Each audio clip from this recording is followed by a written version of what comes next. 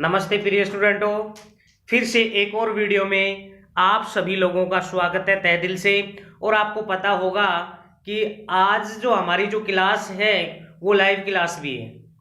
ठीक है, तो बहुत सारे स्टूडेंटों से निवेदन है कि जिन्होंने अभी तक आपके इस चैनल को आपने अगर सब्सक्राइब नहीं किया है तो इस चैनल को सब्सक्राइब करें, बेल बटन को जरूर दबाएं ताकि आने वाला नोटिफिकेशन आपको प्राप्त हो सके। ठीक है, आज का जो हमारा जो चैप्टर है अध्याय नंबर लेसन नंबर हम 22 डाइजेस्टिव सिस्टम ऑफ ह्यूमन। ठीक है, मानव का पाचन तंत्र, मानव का पाचन तंत्र पढ़ेंगे। पूरा डिटेल से जानेंगे कि मानव में पाचन की क्रिया विधि, कौन कौन से अंग होते हैं, कौन कौन सी ग्लैंड होती हैं, ग्रंथियां होती हैं जो पाचन में सहायक होती हैं।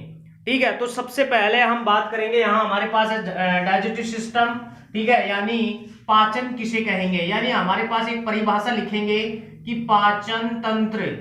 ठीक है, पाचन तंत्र की परिभाषा क्या होती है, तो इसके बारे में आप अच्छे से जाने। अब तक आप जो पढ़ते आ रहे हैं वो अलग परिभाषा हो सकती है, लेकिन आज आपको थोड़ा सा डिफरेंट इसमें मिलेगा। ठीक है, अभी तक हम यही पढ़ते आ रहे थे कि भोजन के बड़े बड़े अणुओं को छोटे छोटे अणुओं में तोड़ना पाचन कहलाता है। देखिए, परिभाषाएं सही हैं, परिभाषाएं बिल्कुल सही हैं, लेकिन बस क्लास के हिसाब से जैसे जैसे आप बड़ी क्लासों में जाते हैं थोड़ा चेंजिंग आपको करना पड़ता है। ठीक है, तो उसी को लेकर उसी के आधार पे हम इसकी एक परिभाषा बताएंगे आपको। ठीक है, चलो शुरू करते हैं। और जो भी नए स्टूडेंट है मैं उनको बताना चाहूंगा कि अगर आप रेगुलर चैनल पर बनना चाहते हैं तो सब्सक्राइब जरूर करें बस। ठीक है, इससे ज्यादा मैं कुछ नहीं कहूंगा। अगर आपका कोई क्वेश्चन है तो आप कमेंट्स कर सकते हैं। ठीक है, तो इसकी जो परिभाषा होगी वो होगी कि शरीर का वह तंत्र, शरीर का वह तंत्र। ठीक है, शरीर का वह तंत्र जो, शरीर का वह तंत्र जो जटिल भोज्य पदार्थों को उनके एंजाइमेटिक एवं सरल अवशोषण योग्य पदार्थों में बदलने का कार्य करता है या बदलता है, उसे पाचन कहते हैं।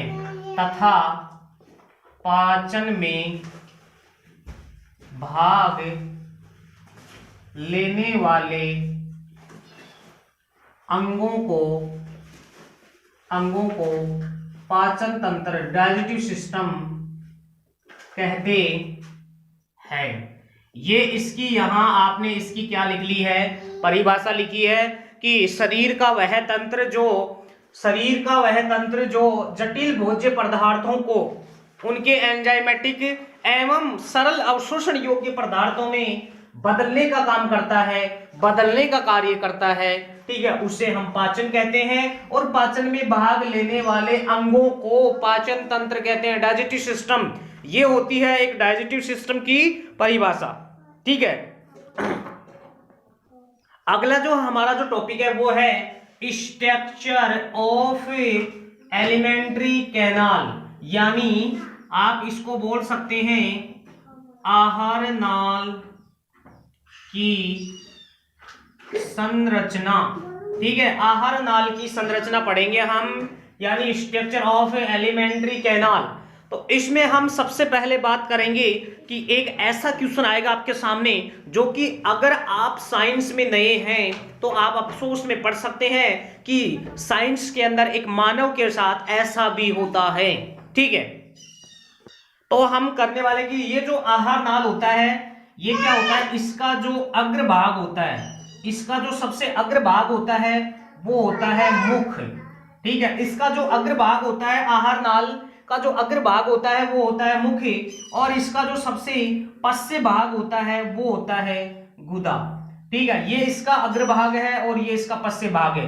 मुख से लेकर गुदा तक अगर हम बात करें जीवित अवस्था में, कौन सी अवस्था में? जीवित अवस्था में। ये जो स्ट्रक्चर हम आहार नाल की बात कर रहे हैं ये मानव का स्ट्रक्चर है, ठीक है। तो जीवित अवस्था में आहार नाल की जो लंबाई होती है वो 4 से 5 मीटर होती है। कितनी होती है? 4 से 5 मीटर होती है जीवित अवस्था में। लेकिन मृत्यु के पश्चात, यानी एक क्वेश्चन हमारे पास बना, मृत्यु के पश्चात इसकी जो लंबाई होती है वो 7 से 8 मीटर होती है। अब ऐसा क्यों होता है? तो इसका एक ही क्वेश्चन होता है, ये होता है शिथिलन के कारण।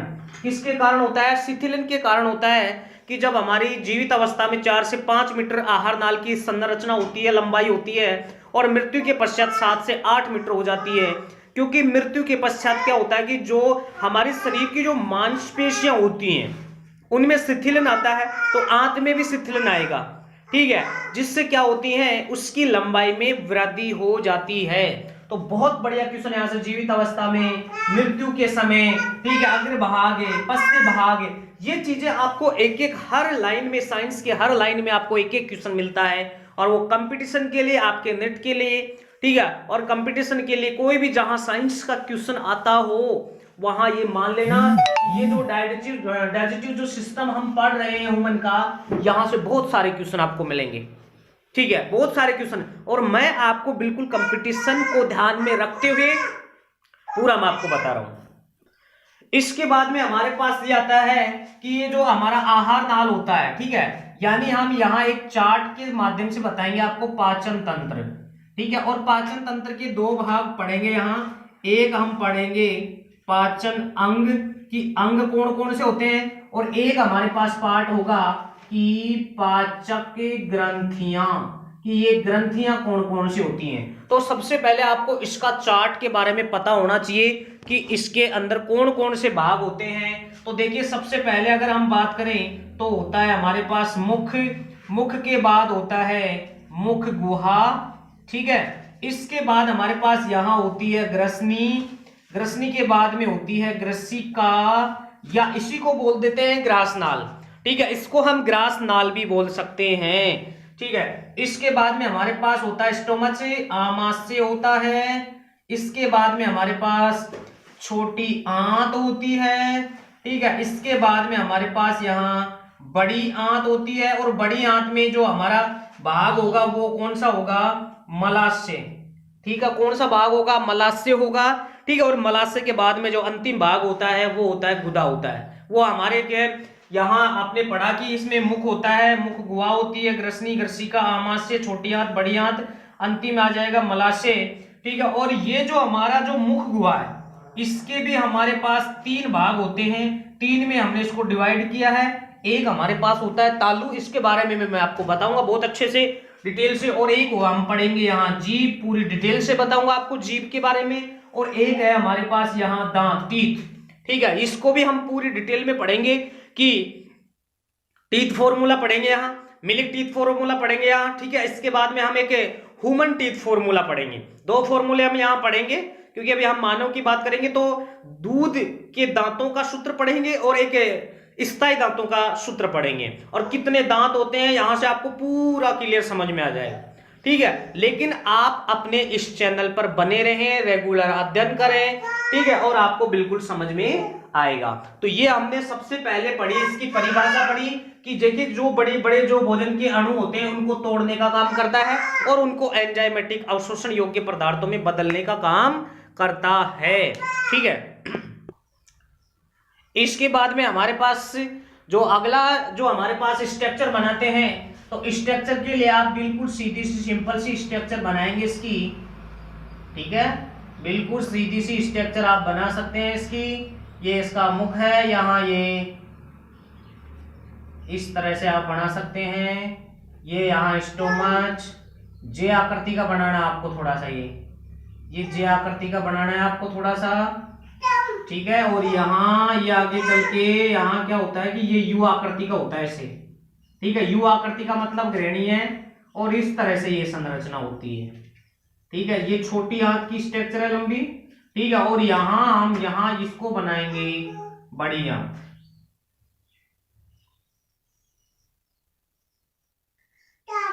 यहां ये होता है परिशेषिका।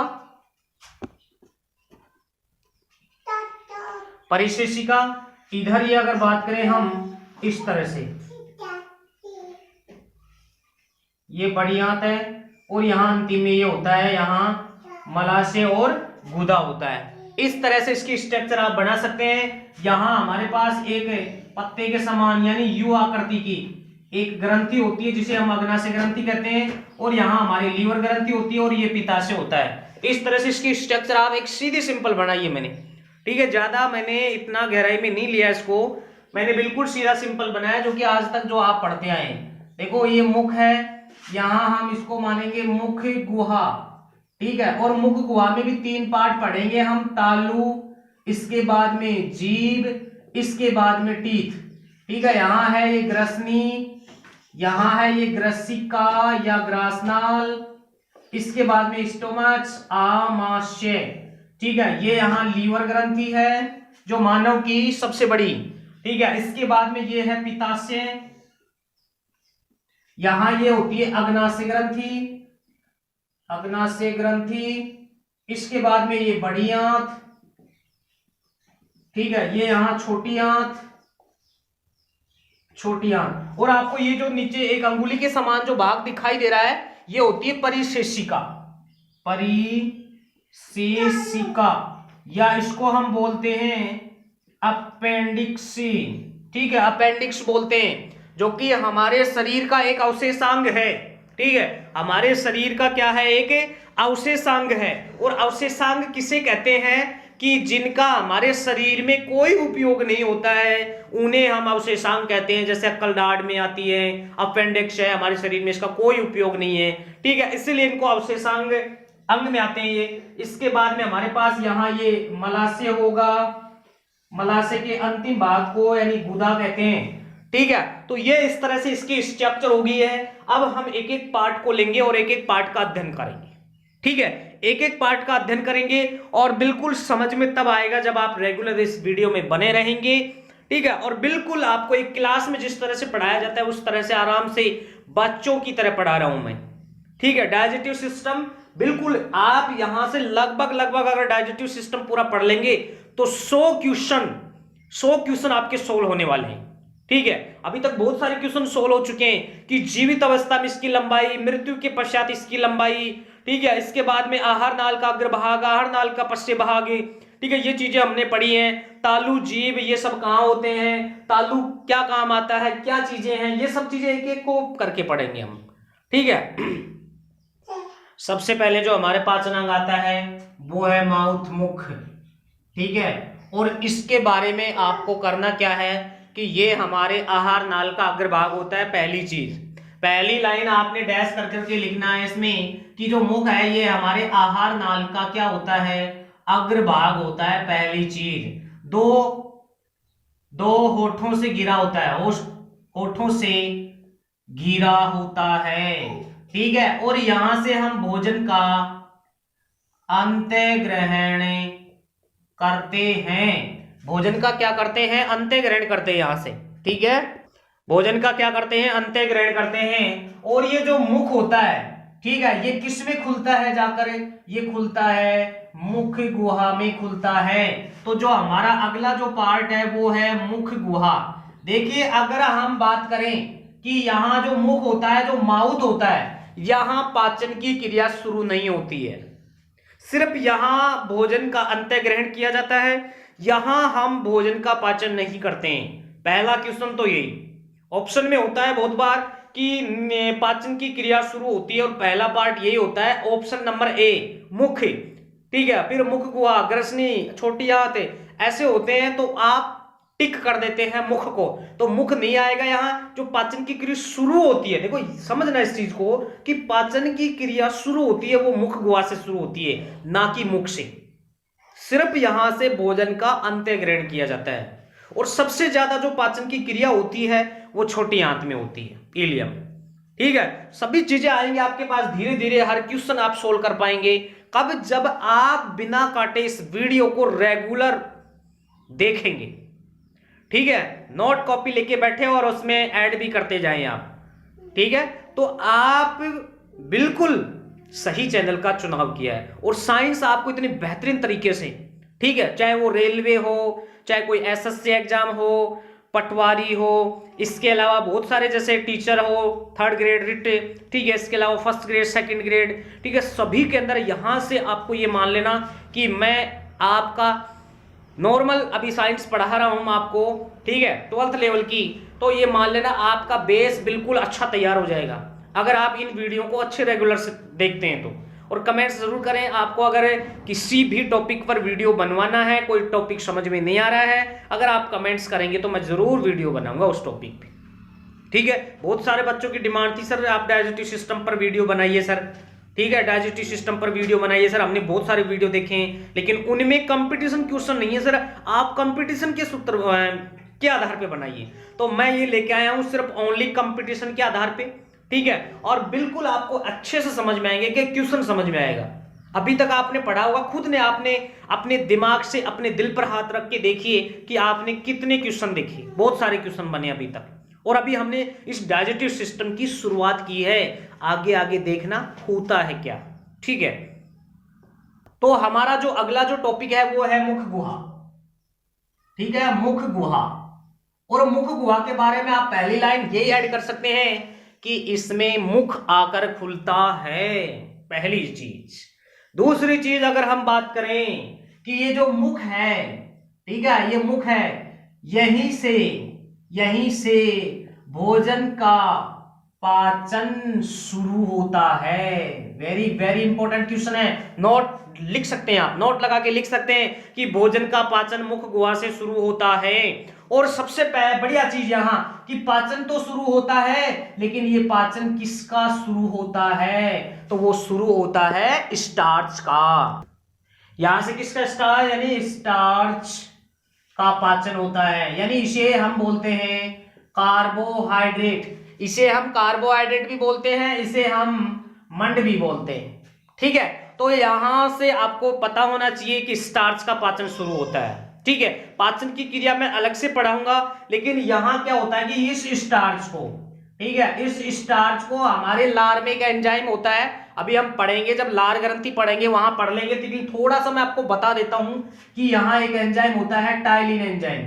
कौन सा एंजाइम, टाइलिन। ये क्या काम करता है, स्टार्च को किस में बदल देता है, ये बदल देता है माल्टोज में। और इसका जो पीएच मान होता है वो कितना होता है, 6.8 होता है। लार का जो पीएच मान होता है 6.8 होता है, ठीक है। पीएच मान, लार का पीएच मान कितना होता है भाई, 6.8 होता है। सर कैसे याद करें, भूल जाते हैं। मैं आपके लिए आने वाले वीडियो में देखना बहुत सारे पीएच मान लेके आऊंगा, तुरंत आपको चुटकियों में याद करवा दूंगा।